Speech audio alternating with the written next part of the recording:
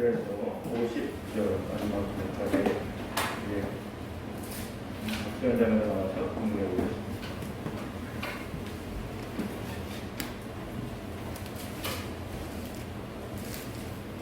나는 내 아버지에게서 본 것을 말하고 너희는 너희 아비에게서 들은 것을 행하느니라. 대답하여 이르되 우리 아버지는 아브라함이라. 예수께서 이르시되 너희가 아브라함의 자손이면 아브라함이 행한 일들을 할 것이거늘 지금 하나님께 들은 진리를 너희에게 말한 사람은 나를 죽이려 하는도다. 아브라함은 이렇게 하지 아니하였느니라. 너희는 너희 아비가 행한 일들을 하는도다. 대답하되 우리가 문나는 데서 나지 아니하였고 아버지는 한 분뿐이시니 곧 하나님이시로다. 예수께서 이르시되 하나님이 너희 아버지였으면 너희가 나를 사랑하였으리니 이는 내가 하나님께로부터 나와서 왔습니다. 나는 스스로 온 것이 아니요 아버지께서 나를 보내신 것이니라. 어찌하여 내 말을 깨닫지 못하느냐. 이는 내 말을 들을 줄 알지 못하니로다. 너희는 너희 아비 마귀에게서 났으니 너희 아비의 욕심대로 너희도 행하고자 하느니라. 그는 처음부터 사행한 자요 진리가 그 속에 없으므로 진리에 서지 못하고 거짓을 말할 때마다 제 것으로 말하나니 이는 그가 거짓말쟁이요 거짓의 아비가 되었습니다. 내가 진리를 말함으로 너희가 나를 믿지 아니하는도다. 너희 중에 누가 나를 죄로 책잡겠느냐. 내가 진리를 말하는데도 어찌하여 나를 믿지 아니하느냐. 하나님께 속한 자는 하나님의 말씀을 듣나니 너희가 듣지 아니하면 하나님께 속하지 아니하였음이로다. 유대인들이 대답하여 이르되 우리가 너를 사마리아 사람이라 또는 귀신 들렸다 하는 말이 옳지 아니하냐. 예수께서 대답하시되 나는 귀신 들린 것이 아니라 오직 내 아버지를 공경함이거늘 너희가 나를 무시하는도다. 나는 내 영광을 구하지 아니하나 구하고 판단하시는 이가 계시니라. 진실로 진실로 너희에게 이르노니 사람이 내 말을 지키면 영원히 죽음을 보지 아니하리라. 유대인들이 이르되 지금 내가 귀신 들린 줄을 아노라. 아브라함과 선지자들도 죽었거늘 내 말은 사람이 내 말을 지키면 영원히 죽음을 맛보지 아니하리라 하니 너는 이미 죽은 우리 조상 아브라함보다 크냐. 또 선지자들도 죽었거늘 너는 너를 누구라 하느냐. 예수께서 대답하시되 내가 내게 영광을 돌리면 내 영광이 아무것도 아니거니와 내게 영광을 돌리시는 이는 내 아버지시니 곧 너희가 너희 하나님이라 칭하는 그이시라. 너희는 그를 알지 못하되 나는 아노니 만일 내가 알지 못한다 하면 나도 너희같이 거짓말쟁이가 되리라. 나는 그를 알고 또 그의 말씀을 지키노라. 너희 조상 아브라함은 날 때 볼 것을 즐거워하다가 보고 기뻐하였느니라. 유대인들이 이르되 내가 아직 50세도 되지 못하였는데 아브라함을 구하느냐. 예수께서 이르시되 진실로 진실로 너희에게 이르노니 아브라함이 나기 전부터 내가 있느니라 하시니 그들이 돌을 들어 치려 하거늘 예수께서 숨어 성전에서 나가시니라. 감사합니다.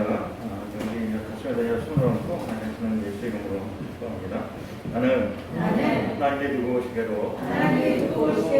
가까운 존재다. 다시 한번 생각하고 시작. 나는 하나님의 두고 오시게로 가까운 존재다. 우리 믿으십니까? 네. 우리 이제 서로 인사합니다. 사랑합니다. 사랑합니다.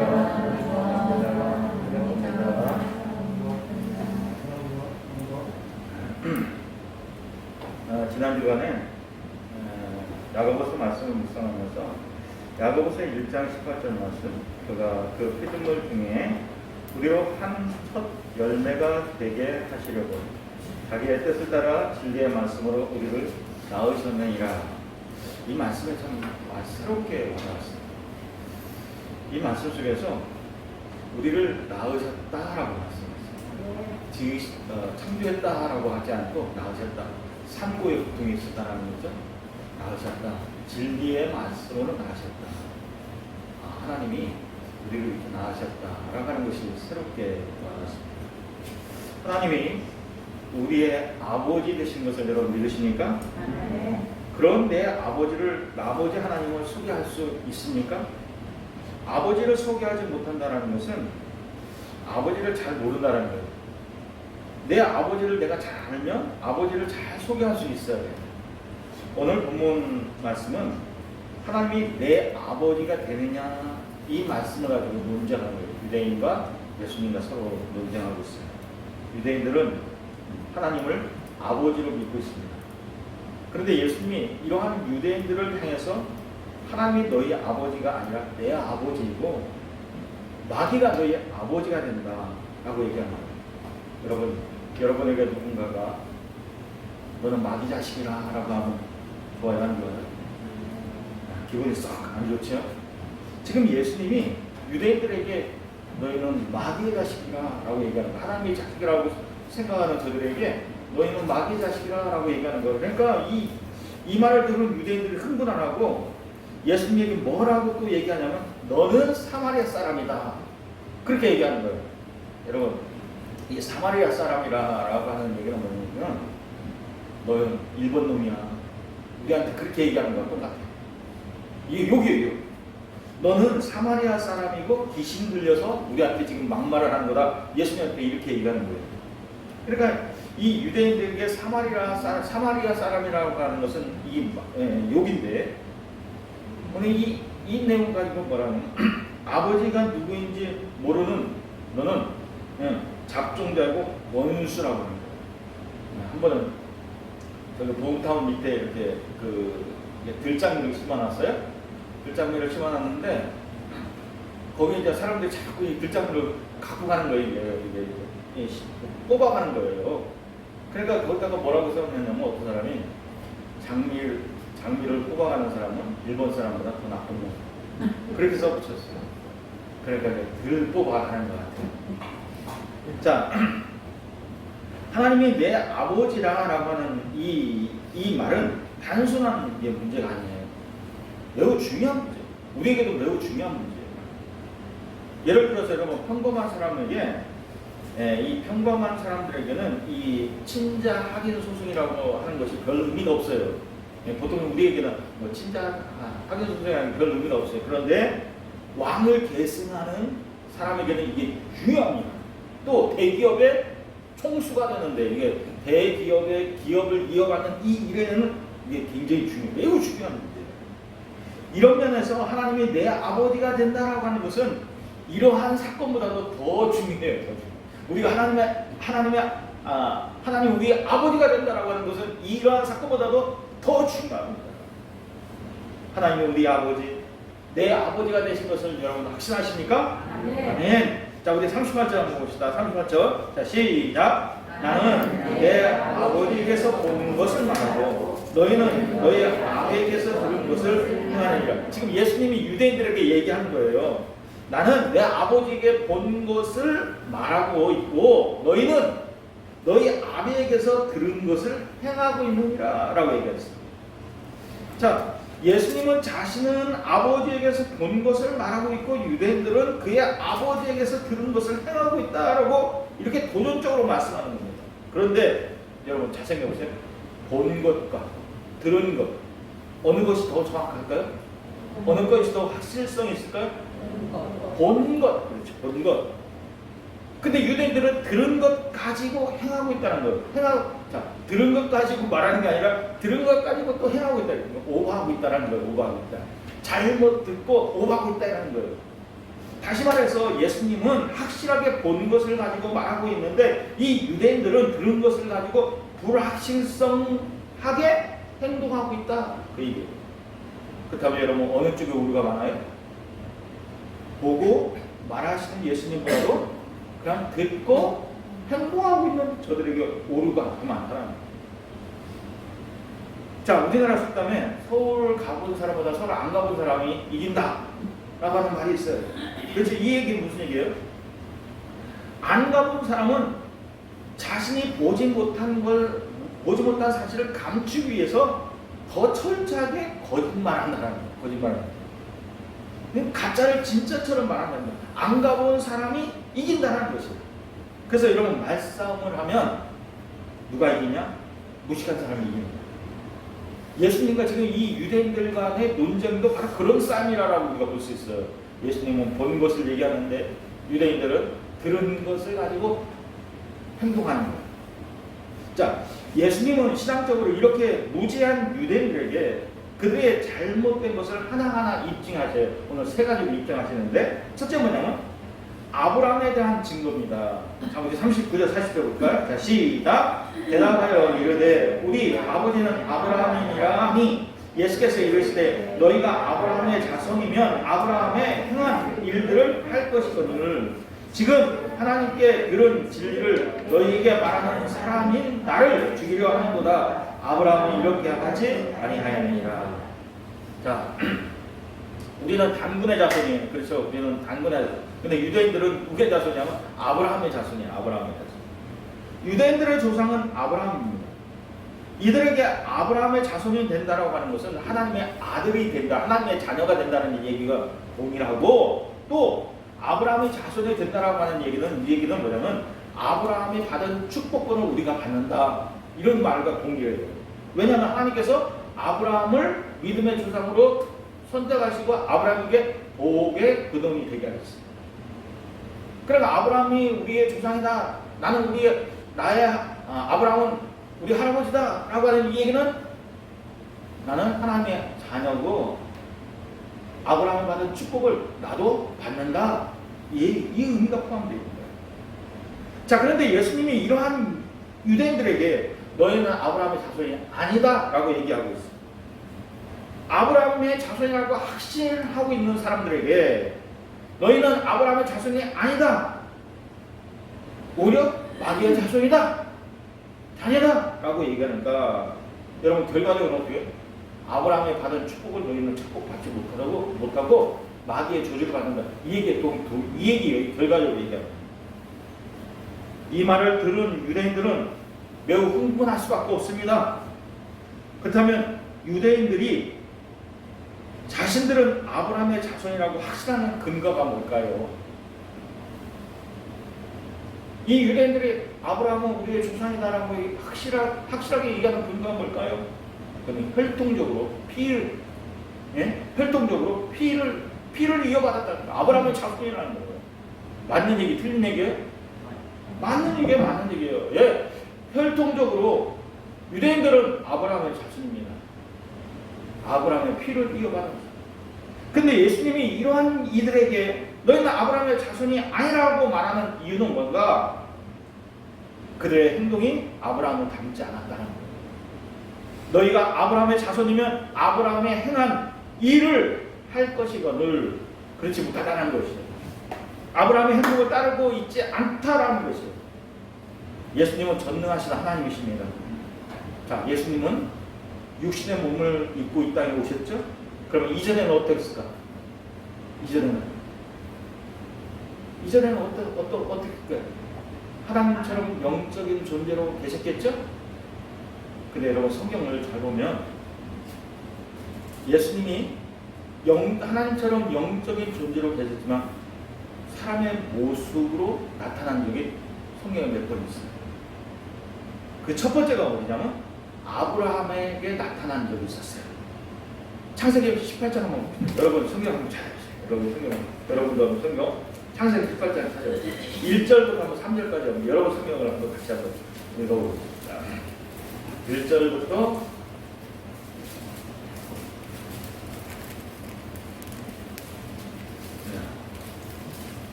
4절까지 한번 같이 읽어보겠습니다. 시작. 여호와께서 아브라함에게 상수리 나무들이 있는 곳에서 아브라함에게 나타나시니라. 날이 뜨겁게 그가 장막문에 앉아 있다가 눈을 들어보듯 사람 셋이 맞은편에 서 있는데, 사람 셋이 지금 맞은편에 서 있어요. 그래서 시작. 그가 그들을 보자고 장막문에서 달려나가 명령하고 몸을 땅에 눕혀 이르되, 내 주여, 내가 주께 은혜를 입었사오면 원하건대 종을 떠나가지 마옵시고 물을 조금 가져오게 하사 당신들의 발을 씻기고 나무 아래에서 씻으소. 자, 여러분, 이 창세기 18장에 나와 있는 맨 처음에 여호와, 이거 원어로 얘기하는 겁니다. 원어로 얘기하는 아도나이야. 근데 아도나이라고 하는 그 여호와라고 하는 이 의미는 뭐냐면, 육신을 입기 이전의 예수님을 얘기할 때는 아도나이, 여호와라고 하는 단어를 쓰는 거예요. 요게 또 한 번 있는데, 다니엘이 불구덩이 속에 들어가죠. 친구들과 함께. 그때도 세 사람의 천사가 나타나는데, 그 중에 한 사람이 육신의 몸을 입기 이전의 예수님이에요. 이게 신학적으로 성경 원어적으로 이렇게 보면 그렇다는 거예요. 자, 그래서 여러분의 성경 주석들을 봐도 그런 내용이 기록된 것을 제가 찾아볼 수 있어요. 자, 예수님이 평범한 모습으로 다른 두 천사와 함께 아브라함을 방문했습니다. 그때 예수님이 하나님의 말씀을 전하기 위해서 오셨는데, 그때 아브라함에게 전하는 말이 뭐냐면 1년이 지난 다음에는 너에게 아들이 있을 것이다, 이삭을 낳게 될 것이다 라고 하는 그 말씀을 전하셨고, 또 한 가지 뭐냐면 지금 소돔성에 룻이 살고 있는데, 너 조카 룻이 살고 있는데 그 성이 제약이 가능해서 그 성을 불과 유황으로 진멸시킬 거예요. 멸망시킬 거예요. 그 말씀을 하셨어요. 예수님이 아브라함을 방문한 때가 정오였습니다. 정오.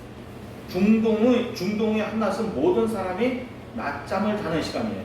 특히 이 유목 생활을 하는 사람들에게는 새벽 일찍부터 활동하기 때문에 정오에는 매우 피곤한 시간이에요. 여러분 생각해 보세요. 네. 이제 유목 생활하니까 뭘 기른다는 얘기야? 양과 염소를 기른다는 거예요.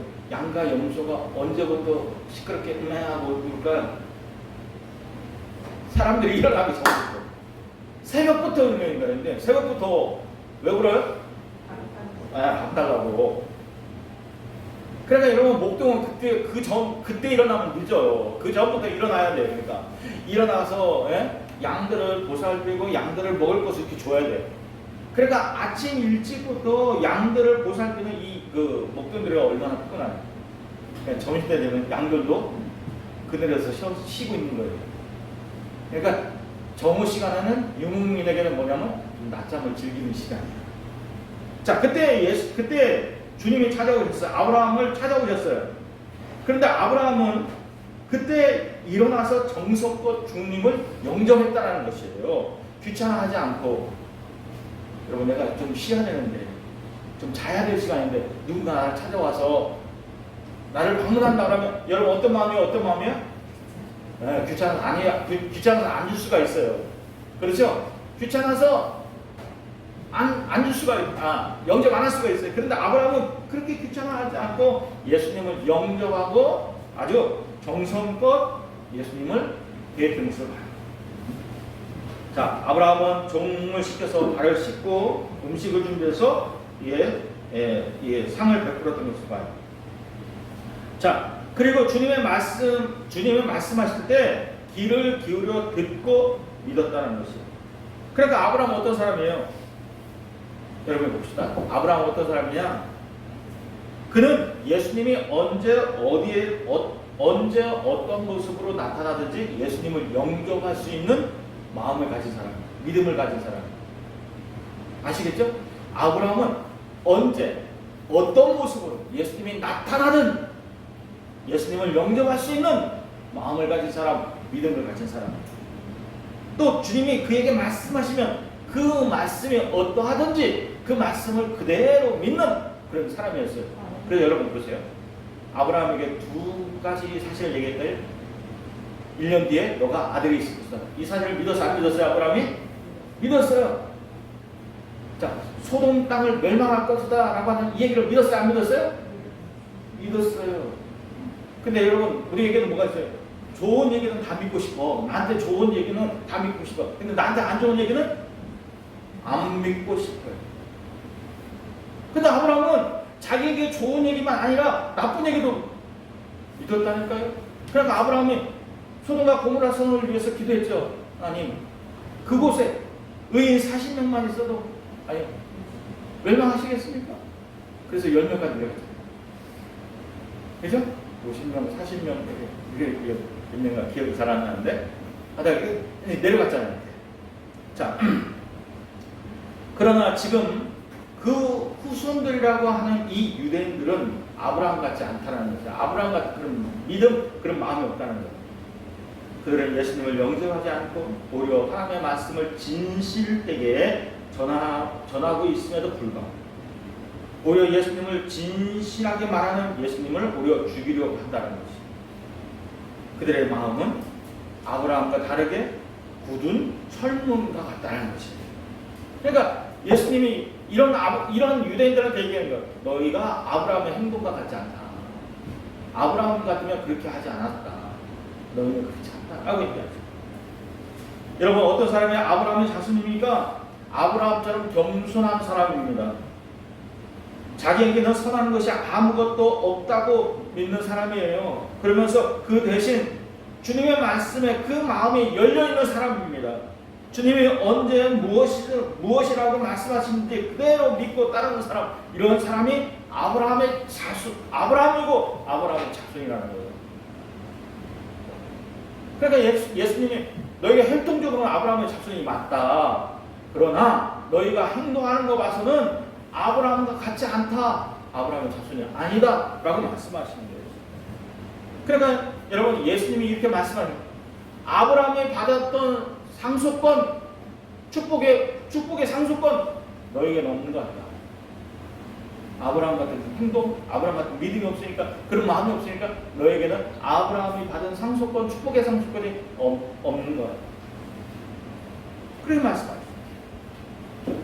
이들 마음속에 하나님의 말씀에 거할 곳이 있느냐는 것이에요. 예수님이 볼 때는 없다는 것이에요. 그들 마음속에는 하나님의 말씀에 조금도 머물러 있지 않고 마치 비 온 뒤에 아스팔트처럼 억수 같은 비가 푹 부었음에도 불구하고 우리 고여있는 곳이 없다.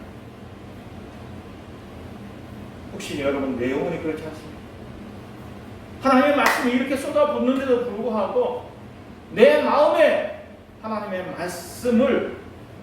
말씀이 머물러 있지 않는 것이 않지 않습니까? 뿐만 아니라 그들은 예수님의 말씀을 너무 싫어해서 진리를 말씀하시는 예수님을 죽이려고 하고 있다는 거예요. 아까 야고보서에서 말씀 봤죠? 우리를 뭐로 낳았어요? 진리의 말씀으로 우리를 낳았다. 자, 하나님의 축복이 어디 있습니까? 누구에게 있습니까? 하나님의 말씀을 듣고 하나님의 말씀을 의지하는 믿음이 있는 사람에게 있는 거예요. 아무에게나 축복이 주어지는 게 아니라 하나님의 말씀을 있는 그대로, 액면 그대로 믿는 사람에게 하나님의 축복이 주어져요. 그런데 이들에게는 하나님의 축복의 상속권이라고 하는 그런 받을 만한 자격의 믿음을, 그 흔적을 찾아볼 수 없다는 거예요. 여러분, 말씀을 많이 들으면 뭐합니까? 신앙생활을 오래 하면 뭐합니까? 말씀을 누리려고 하지 않으면, 말씀에 순종하지 않으면 축복해도 그게 축복이 안 되는 거예요. 저와 우리 모두는 믿음으로 아브라함의 자손이 되었습니다. 영접한 자 곧 그 이름을 믿는 자들에게는 하나님의 자녀가 되는 권세를 주셨으니 이는 혈통으로나 육정으로나 사람의 뜻으로 나지 아니하고 오직 하나님께로서 난 자들입니다. 여러분, 아브라함의 자손이 혈통이 아니라 뭐예요? 믿음이에요. 그러나 아브라함의 행위가 우리에게 없다면, 아브라함의 믿음이 우리에게 없다면 우리 역시도 아브라함의 자손이 될 수 없다는 것입니다. 하나님의 축복의 자녀가 될 수 없다는 것입니다. 말하기는 하나님의 축복의 상속권에 있는 자가 되기를 주의 이름으로 축원합니다. 축원합니다. 두 번째, 누구에게 속해 있느냐는 거예요. 누구에게 속해 있느냐. 우리 43절, 44절 보봅시다. 자, 시작. 어찌하여 내 말을 깨닫지 못하느냐. 이는 내 말을 들을 줄을 알지 못함이로다. 너희는 너희 아비 마귀에게서 났으니 너희 아비의 욕심대로 너희도 행하고자 하느니라. 그는 처음부터 살인자요 진리가 그 속에 없으므로 진리에 서지 못하고 거짓을 말할 때마다 제 것으로 말하다니 이는 그가 거짓말쟁이요 거짓의 아비가 되었습니다. 자, 여러분 저를 보세요. 유대인들은 예수님의 말씀을 깨닫지 못해요. 예수님이 무슨 말씀을 하는지 이해하는 것이 불가능해요. 아니, 듣는 것이 불가능해요. 왜냐하면 그들이 하나님께 속하지 않고 마귀에게 속해 있기 때문에 그렇습니다. 쉽게 이해하면 우리는 때로 다른 지역에 사는 사람의 사투리를 잘 못 알아들을 때가 있어요. 저가 함께 일하는 분 가운데 김천 분인데 그 김천도 시골, 김치에 또 더 들어가면 시골뿐이에요. 근데 이분이 얘기하면 못 알아듣겠어요. 지금 오랫동안 같이 일했는데도 못 알아듣겠어요. 또 물어봐요. 그분이 뭐라고 얘기하면 뭐라고요? 한 번 내가 더 물어봐요. 그럼 그분이 조금 순화해서 표준어를 조금 더 써서 좀 큰 소리로 얘기해야 알아들어요. 그게 왜 그래요? 내가 살았던 지역하고 그분이 살았던 지역이 틀리기 때문에, 지역이 틀리기 때문에. 또 뿐만 아니죠. 자신의 전공 분야가 있어요. 자신이 전공 분야에 쓰이는 언어가 있어요. 그러니까 우리가 새로운 전공을 한 사람들의 이야기를 들으면 잘 못 알아들어요. 이러한 이해의 부족은 뭐냐면 다른 사람과의 관계 속에서 나타나는 거예요. 사람과의 관계 속에서도 분명히 나타난다는 것이에요. 자, 우리나라 속담에 또 있어요. 콩으로 매주를 쓴다고 해도 안 믿는다. 그런 말이 있죠? 이 말의 의미는 뭘까요? 이 말의 의미는 내가 싫어하고 경멸하는 사람의 말은 그 말이 아무리 타당하고 맞는 말을 할지라도 믿어지지 않는다는 거예요. 믿으려고 하지 않는다는 거예요. 그러니까 여러분, 그 사람이 싫으면 그 사람이 아무리 좋은 말해도 안 들어요. 안 믿어져. 나한테 좋은 얘기는 해도 안 믿어진다. 반대로 내가 가장 사랑하고 존경하는 사람이 말하면 그 말에는 절대적인 신뢰가 가요. 그 말은 다 믿어져요. 오늘 저희 말이 여러분에게 어떻게 들려집니까? 네? 100% 다 신뢰감으로 전해집니까? 아니면 안 그렇습니까? 자, 내가 가장 소중하게 생각하고 존경하는 분이 내가 도저히 받아들일 수 없는 엉뚱한 말을 한다면 우리는 어떻게 할까요?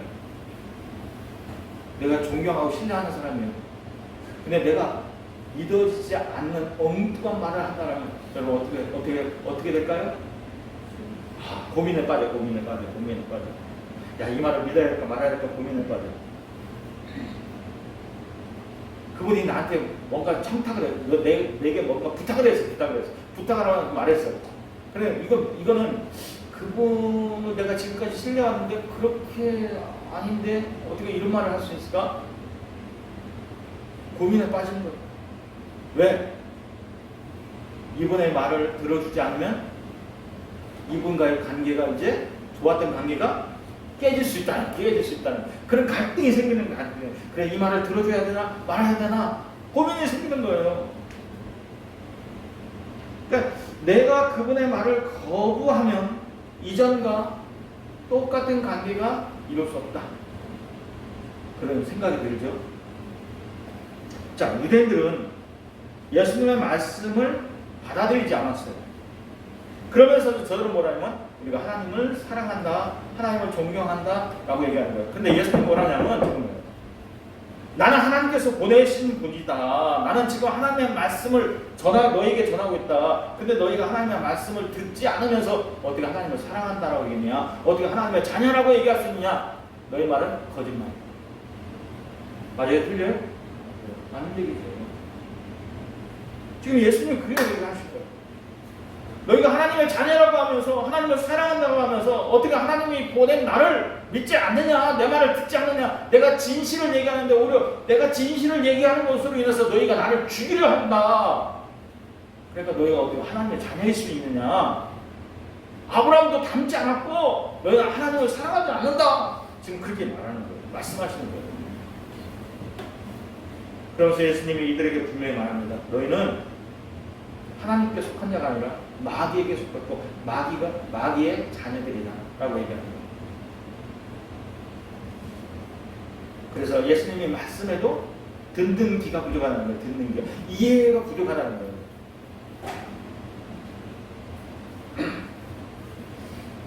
여러분, 우리가 수요일날 넷째 치유가 지난주에 했던 거예요. 뭐죠?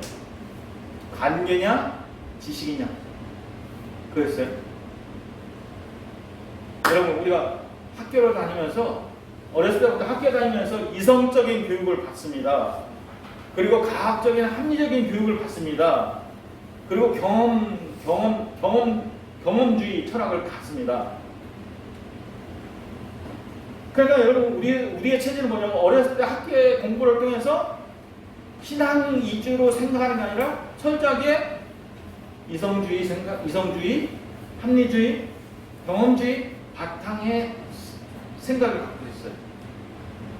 그러니까 우리의 생각이 철저하게 뭐냐면 하나님 위주로 생각하니까 반대로 철저하게 이성주의나 합리주의나 경험주의 중에서 철저한 진지를 구축하고 있어요. 진지를.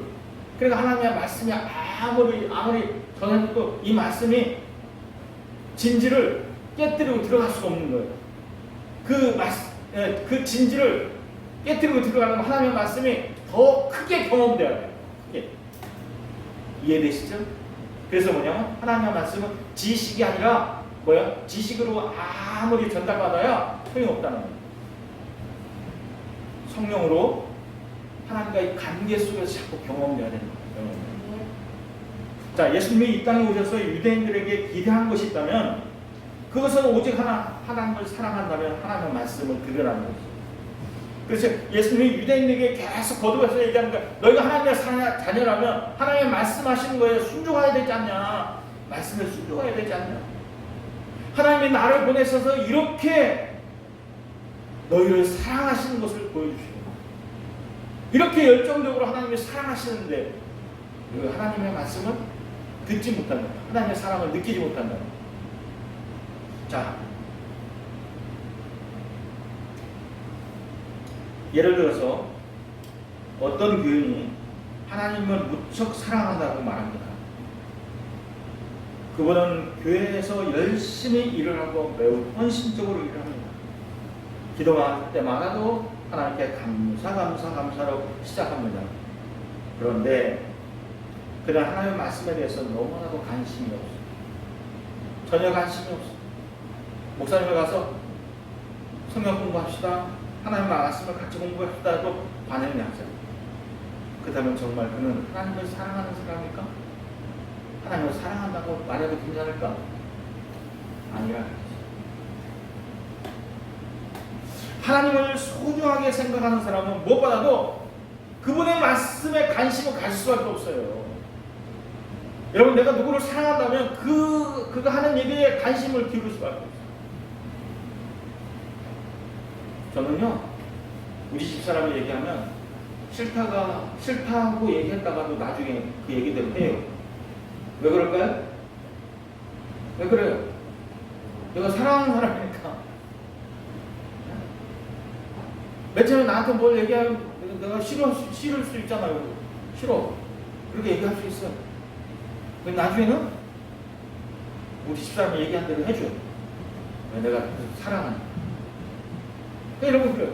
우리가 하나님을 사랑한다면, 내가 그분을 사랑한다면 그분의 말에 관심을 가질 수밖에 없어요. 만약에 하나님의 말씀을 소홀히 여긴다면 견딜 수 없는 마음의 고통과 갈등이 있어요. 왜? 그 얘기가 하나님이 가장 소중합니다. 그렇잖아요, 여러분. 내가 우리 집사람이 나한테 부탁했는데 내가 안 들어준다? 안 들어줘. 그냥 갈등하는 거예요. 내가 이거 안 들어줘서 또 나한테 뭔가 불이익인가 아닌가? 우리 집사람 뒤끝이 있는데 이거 나한테 뭔가 안 좋은 거 있는가? 갈등하게 된다니까. 아니, 우리가 하나님 말씀 앞에도 그렇게 갈등이 있어야 된다니까. 그 갈등이 있어야 되잖아. 내가 하나님을 사랑한다고. 자, 두 사람이 똑같은 시간에 똑같은 말씀, 하나님 말씀을 듣습니다. 설교 말씀을 듣습니다. 그런데 한 사람은 완전히 그 말씀에 은혜를 받고 충격받아서 눈물을 흘리면서 회개하면서 은혜를 받습니다. 그런데 다른 한 사람은 전혀 깨닫지 않고 알아듣지 못하고 지겨워서 그냥 하품만 하고 있어요. 이게 무슨 차이일까요? 그 마음의 중심이 하나님께 있느냐 없느냐라는 것이에요. 하나님을 사랑하는 마음이 더 있느냐 없느냐라는 것이에요. 그래서 아무나 하나님의 말씀을 들을 수 있는 게 아니라 그 마음의 중심의 태도에 하나님이 살아계시냐 살아계시지 않느냐, 여기에 차이가 있어요.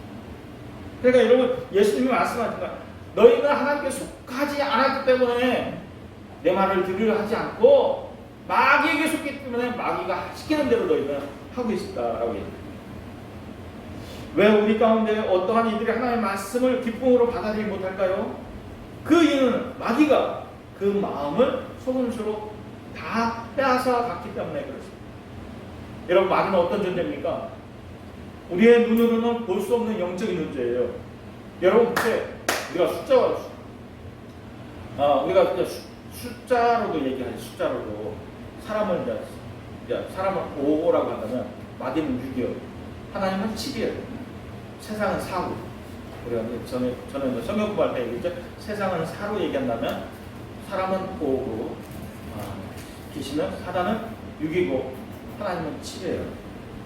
숫자로 얘기한다면 무슨 얘기냐? 영적인 존재이기 때문에 우리보다도 지혜가 탁월하다는 거예요. 탁월하다는 거예요.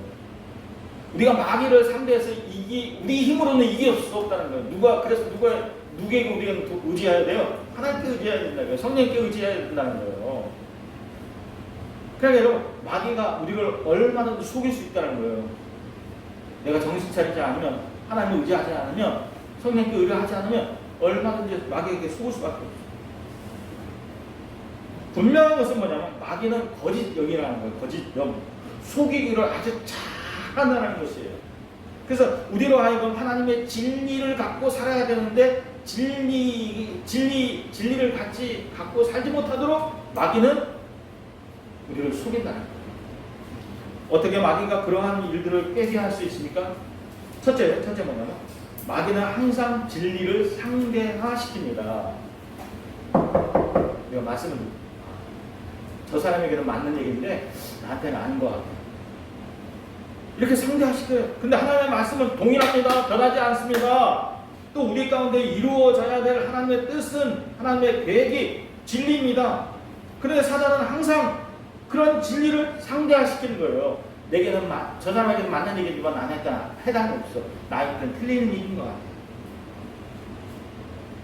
그러니까 이 사람은 거꾸로 내가 받아들일 수 있는 것만 하나님 말씀이고 진리이고, 내가 받아들일 수 없는 얘기는 비진리야. 진리의 기준이 하나님의 선하신 뜻이 아니라 뭐냐면 내 기준이에요. 내 기준. 내게 좋은 얘기면, 내게 유익한 그 진리고, 내가 안 유익하면 그건 진리가 아니고. 이해되십니까? 그러니까 사단을 자꾸 이렇게 상대화시키는 거예요. 진리를. 하나님의 진리를 상대화시키는 거예요. 두 번째, 마귀는 거짓으로 진리를 믿게 합니다. 자, 거짓의 영이 사람에게 들어가면 거짓을 진리로 믿게 해요. 사단이 맨 처음에 창세기 보면 사단이 뱀으로 가장해서 하와를 유혹하죠. 근데 하와를 유혹할 때는요, 하나님의 말씀을 그대로 이야기하는 게 아니라 하나님의 말씀을 변질시켜서 거짓을 믿게끔 한 거예요. 그래서 하와를 유혹할 때, 뱀이 하와를 유혹할 때 뭐라고 하냐면, 하나님은 분명히 아담과 하와한테 얘기했어요. 선악과를 먹지 말라. 선악과를 먹는 날 정령 죽으리라 라고 말씀하셨어요. 근데 사단은 이 말씀을 어떻게 변형시키냐면 결코 죽지 않을 거예요. 이게 바뀌는 거예요. 변형시키는 거거든요. 그래서 거짓을 진리로 바꾸어서 그것을 믿게 했다는 거예요. 전에도 말씀드렸지만 이게 미디어에서 나오는 그 여론 조작을 여러분 잘 깨달아야 돼요. 여론이 선동할 때 그게 진리인지 진리가 아닌지 잘 아셔. 한 가지 분명한 거. 교회가 코로나 발원지가 아닙니다. 근데 계속해서 여론이 그렇게 떠들어오는 인해서 교회가 코로나 발원지가 되어버렸어요. 근데 교회가 어떻게 코로나가 이렇게 확대하게 됐어요? 그것도 어디에서 걸려서 와서 교회에 와서 같이 예배드리다 확산된 거지, 교회에서 발생해서 교회에서 확산된 게 아니라는 거예요. 근데 여론은 교회에서 발생해서 교회가 확산된 거, 이렇게 여론이. 자, 세 번째로 마귀의 계획은 뭐냐면, 마귀는 진리를 증거하는 자를 죽이는 일을 합니다. 예. 하나님을 믿었다가 말씀을 떠나면, 교회를 떠나면 말씀에 불신이 생기기 시작해요. 불신을 이기지 못하면 거짓을 진리로 믿게 되고, 거짓을 반복해서 행하다 보면 하나님의 사랑은 완전히 잃어버려요. 그리고 어떤 일이야? 살인과 자살 충동을 느끼게 된다. 여러분, 자신을 죽이든지, 내적인 사람은 자신을 죽여. 외적인 사람은 다른 사람을 죽여요. 뭐를 통해서? 말을 통해서, 이제 사람의 언어를 통해서 또 열등감을 가지게 하는 거예요. 사람에게 열등감을 가지게 하는 거예요.